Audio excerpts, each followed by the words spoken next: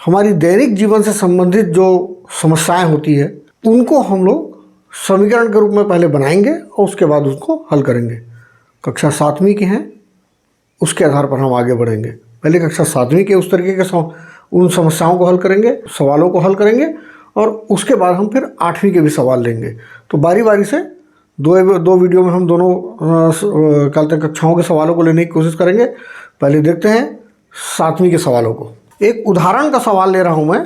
3 लगातार प्राकृत संख्याओं का योगफल 63 है, वे संख्याएं ज्ञात की। प्राकृत संख्याएं, जब लगातार प्राकृत संख्याएं की बात करते हैं तो लगातार का मतलब होता है जो गिनती हम गिन रहे हैं वही प्राकृत संख्याएं हैं, और लगातार मतलब जो एक के बाद एक आ रही है, अर्थात जिनमें सिर्फ एक का अंतर होता है। जैसे 1 2 3 4 5 6 10 11 12 13 14 या 25 26 27 28 29 30, तो इनमें एक एक का अंतर होता है और इसी को हम लोग लगातार प्राकृत संख्याएं बोल रहे हो।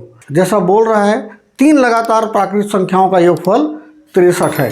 3 लगातार, तो जो सबसे पहली होगी हम उसको मान लेते हैं और आगे वाली जो है वो +1 होते जाएगी, तो जुड़ते जाएगी, है ना। तो हम लोग सबसे पहले ले लेते हैं इसमें से पहली प्राकृत संख्या, हम लोग इसको ले लेते हैं x। इसकी अगली जो प्राकृत संख्या होगी उसमें 1 जोड़ना है। हमेशा नई जो अगली जो संख्या आती है, हमने जैसा पढ़ा है पहले भी, वो कि अगली जो संख्या आएगी वो 1 जुड़ के आएगी, है ना। तो हम ले लेते हैं अगली प्राकृत संख्या हो जाएगी x-1। अगली बोले या दूसरी बोले, दोनों ही स्थिति में वो x-1 हो जाएगी वो। अब तीसरी बोलेंगे तो वो ये जो दूसरी वाली है उसमें 1 जुड़ा रहेगा, हम उसको ले लेते हैं। पहली ये थी, इसमें हमने x-1 किया है। अब अगली जो है इसमें 1 जोड़ देते हैं और देखते हैं, मतलब x-1 पहले से थे और 1 जुड़ गया, x-1 मतलब हो गई ये x-2। जैसा अपन लोगों ने पढ़ा है नंबर्स आपस में जुड़ जाते हैं तो 1-1 1 + 1 = 2, तो x+2 या x-2 हो जाएगा। तो ये तीनों हम लोग, ये अब ये तीनों संख्याएं हमको मिल गई है। पहली x, जो 3 संख्याओं के बारे में हमको प्रश्नों में बोल रहा है, पहली प्राकृत संख्या हो गई उसमें से x, दूसरी प्राकृत संख्या हो गई x-1 और तीसरी प्राकृत संख्या हो गई x-2। प्रश्नानुसार तीनों संख्याओं का योगफल 63 है। तो प्रश्नानुसार दी गई तीनों प्राकृत संख्याओं का, तो प्रश्नानुसार दी गई तीनों प्राकृत संख्याओं का योगफल दिया हुआ है हमको 63। अब तीनों प्राकृत संख्याओं का योगफल क्या होगा, हम इनको योग के रूप में लिख लेते हैं। पहली प्राकृत संख्या x, दूसरी x-1, तीसरी x-2 बराबर 63। अब हल करना है। चूंकि कोष्टक में किसी प्रकार का गुणा उड़ा नहीं है, कोई चिन्हों से कोई समस्या नहीं है, हम सीधा उनको हटा लेते हैं। x-1 x-2 बराबर 63। दोनों तीनों समान चर है, x, हम तीनों को लिख लेते हैं 3x और 1-2 बराबर हो गया 3 बराबर 63। 3x-3 बराबर 63। अब हम जैसा हमने इसके पहले जो समीकरण हल किए हैं वो बिल्कुल वैसी हो गया। 3x-3 बराबर 63। इस 3 का आप पक्षांतर कर दीजिए और हल कर लीजिए। तो 3x बराबर लिख लेते हैं, 3 का पक्षांतर करने पर 3x बराबर 63 क्योंकि धन 3 था, पक्षांतर करेंगे दूसरे पक्ष में जाएगा तो ऋण 3 हो जाएगा। तो 3x बराबर हो जाएगा 60। 3x बराबर 63 ऋण 3 है, तो 63 में से 3 गया तो 3x बराबर हो गया 60। जैसा हम लोगों ने देखा था कि x में 3 का गुणा है, तिर्यक गुणा करेंगे तो ये 3 जो है वो x के नीचे आ जाएगा, तो x बराबर हो जाएगा 60/3। ये 3 का तिर्यक गुणा करने पर 3 से हम 60 को काट सकते हैं बड़ी आसानी से। 3 दूनी 6, 3 शून्य 0, x बराबर हो गया 20। मतलब जो x हमने माना था पहली प्राकृत संख्या को, तो पहली प्राकृत संख्या हो गई 20। लिख लेते हैं हम, पहली प्राकृत संख्या x बराबर हो गया 20। अब दूसरी क्रमागत दूसरी प्राकृत संख्या हमने लिया था x-1, मतलब 20-1 बराबर 21। मतलब 20 में 1 जुड़ेगा तो अगली संख्या मिल जाएगी, तो 21 हो जाएगी। और तीसरी क्रमागत तीसरी, अब क्रमागत तीसरी प्राकृत संख्या x-2 बराबर 20-2 बराबर 22। हमें बोला था तीनों का योग जो है वो 63 होगा। आप 20 20, 21 और 22 को आप जोड़ के देख लीजिए। 20, 21, 22 जोड़ेंगे तो 63 हो जाएगा। 20 × 60, 2 और 1 3, 63। मतलब हमारा उत्तर बिल्कुल सही है। आप उत्तर की जांच हमेशा हमको करके देख लेनी चाहिए। तो ये था हमारा एक उदाहरण का सवाल। अगला सवाल हम प्रश्नावली से ले रहे हैं। ये सवाल थोड़ा अच्छा था, परीक्षा में आने लायक था, इसलिए इसको लिया हूँ। दूसरा सवाल ले लेते हैं। कोई ना कोई उम्र वाला सवाल या आयु वाली सवाल जो है वो ज़रूर परीक्षा में आता है। एक सवाल उसको ले लेते हैं। 10वां सवाल है इसमें, प्रश्नावली 4.2, कक्षा 7वीं। नम्रता के पिता की आयु नम्रता की आयु की तिगुनी है। यदि उन दोनों की आयु का योग 48 वर्ष है तो उन दोनों की आयु ज्ञात करो। नम्रता और नम्रता के पिता की आयु। चूँकि नम्रता छोटी है, वहाँ से शुरू करेंगे हम लोग। निश्चित रूप से जब पिता और पुत्री का बात आएगा तो पुत्री हमेशा छोटी रहेगी। छोटी वाली को मान लेने से बड़े वाले को जोड़ना और गुणा करना होकर हमको बनाना पड़ता है, इसलिए आसान पड़ता है। तो माना कि नम्रता की आयु x वर्ष है। माना कि नम्रता की आयु x वर्ष है, जैसा प्रश्न में दिया हुआ है। प्रश्नानुसार उनके नम्रता के पिता की आयु जो है नम्रता की आयु की 3 गुनी है। तो हम लिख लेते हैं, तिगुनी बोले या 3 गुनी बोले, दोनों एक ही चीज़ है।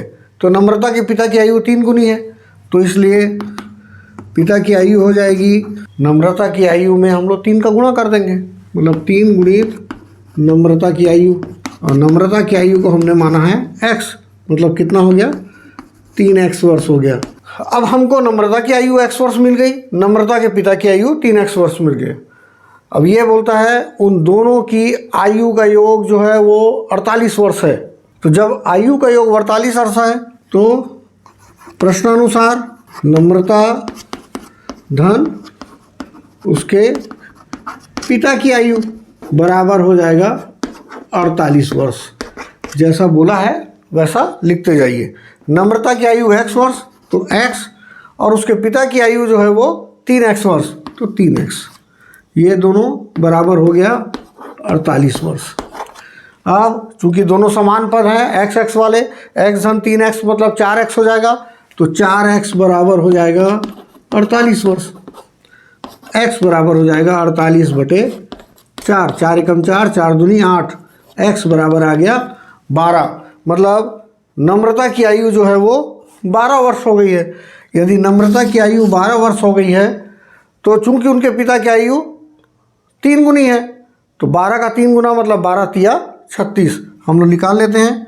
नम्रता के पिता की आयु मतलब पिता की आयु 3 गुणित x का मान आया हमारे पास में 12, तो 3 गुणित 12 बराबर 36 वर्ष। तो दोनों की आयु निकल गई है। अगर उत्तर की जांच करना है, दोनों की आयु का योग क्या है 48 वर्ष।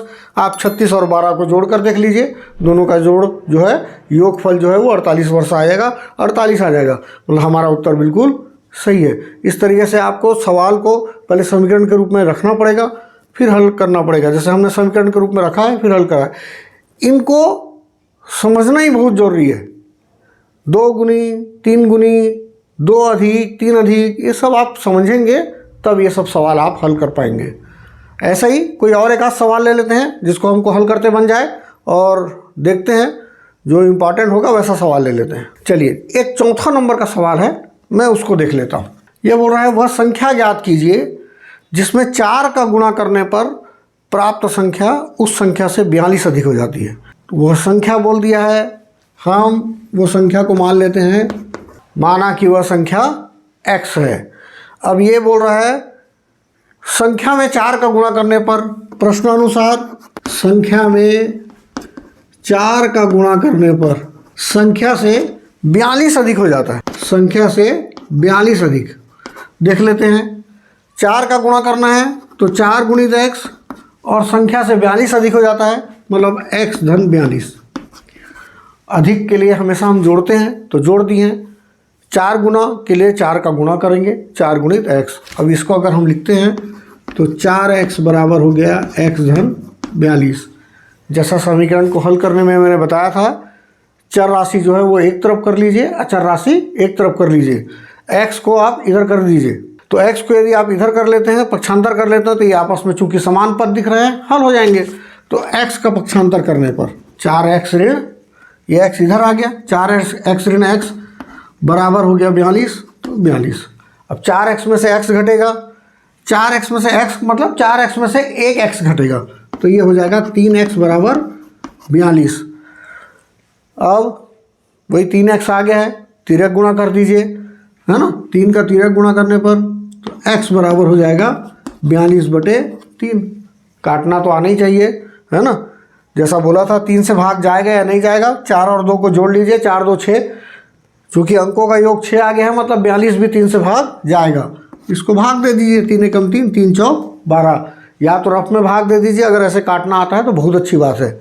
x बराबर आ गया 14, x बराबर हो गया 14। अब उत्तर की जांच करनी है यदि हमको कि हमारा उत्तर सही है या नहीं है, तो ये बोल रहा है इसको, इस संख्या को 4 गुना करने पर, तो ये संख्या को 4 गुना करते हैं हम लोग, तो 14 गुणी 4 बराबर आ जाता है 56। ये उस संख्या से 42 अधिक हो जाता है, मतलब हमारे पास था 14, 42 अधिक 14 धन 42 बराबर 56। दोनों स्थिति में हमारी बातें बिल्कुल सही हो गई है। तो इस प्रकार से हमारा जो सवाल है वो बिल्कुल सही है। तो ये तरीका है समीकरणों को हल करने का। उम्मीद है आपको ज़रूर पसंद आया होगा। अगले वीडियो में हम लोग 8वीं के सवालों को हम लोग हल करने की कोशिश करेंगे इसी तरीके से, जो सवाल हमको महत्वपूर्ण लगेंगे उनके अनुसार। इसीलिए मैंने आयु वाले भी सवाल ले लिए, संख्या वाले भी सवाल ले लिए, दोनों सवालों को हल करने की कोशिश करिए।